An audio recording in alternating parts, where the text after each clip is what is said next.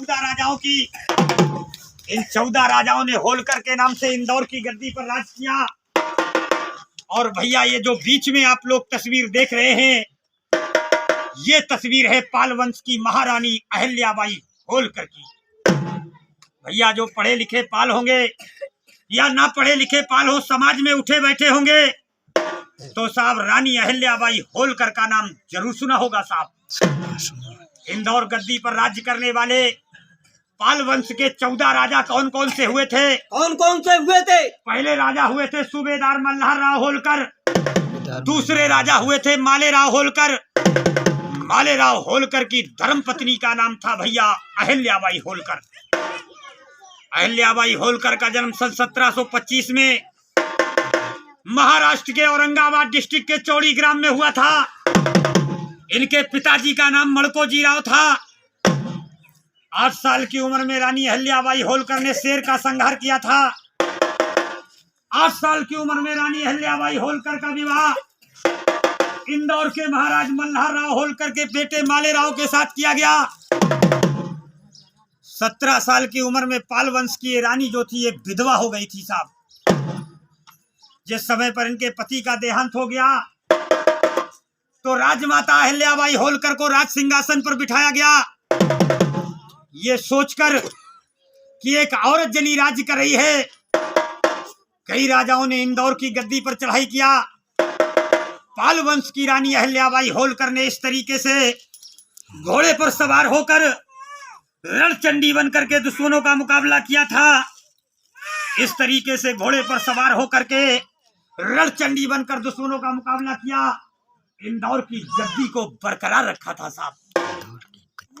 अपने भारत देश में ऐसा कोई तीर्थ धाम नहीं छोड़ा जहां पाल वंश की रानी अहिल्याबाई होलकर ने अपने नाम से कुआं बावड़ी और धर्मशाला न बनवाए हो। भैया चाहे आप केदारनाथ चले जाओ, चाहे बद्रीनाथ चले जाइए, चाहे बिठूर घाट चले जाइए, पब्लिक भी ले लो ऐसे खड़े होकर, पब्लिक भी आनी चाहिए। कितने लोग बैठे, खड़े हो जाओ। ये सोच कर कि एक स्त्री राज्य कर रही है। कई राजाओं ने इंदौर की गद्दी पर चढ़ाई की। केदारनाथ, बद्रीनाथ, वैष्णो धाम, बिठूर घाट, चित्रकूट, कहीं भी चले जाओ।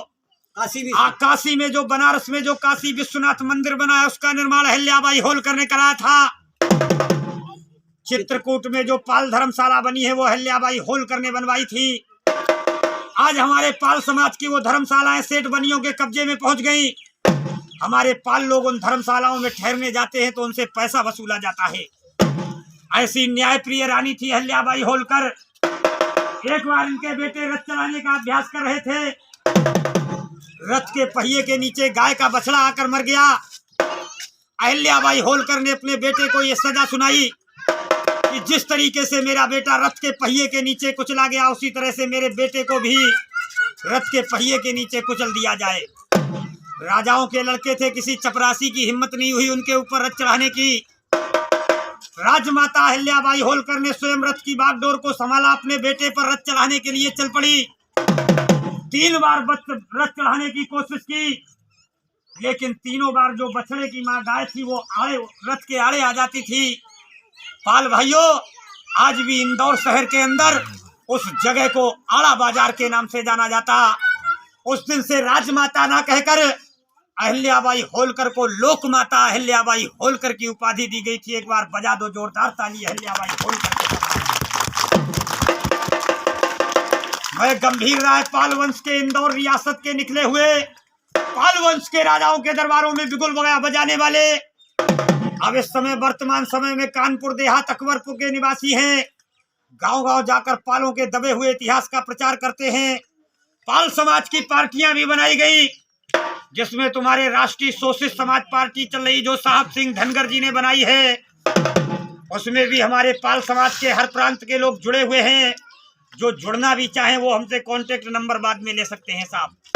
इनके बाद में बारी बारी से कई राजा हुए थे। कौन कौन हुए थे? तुकोजी राव, काशी राव, लाहर राव, मारतंड राव, हरि राव, खांडे राव। इंदौर गद्दी में पाल वंश के 12वें राजा का नाम था वीर शिवाजी राव होलकर। शिवाजी राव ने एक नियम बनाया था कि वो जिस गढ़ पे चढ़ाई करते थे उस गढ़ को तोड़कर अपने गढ़ में मिला लेते थे। 36 गढ़ों को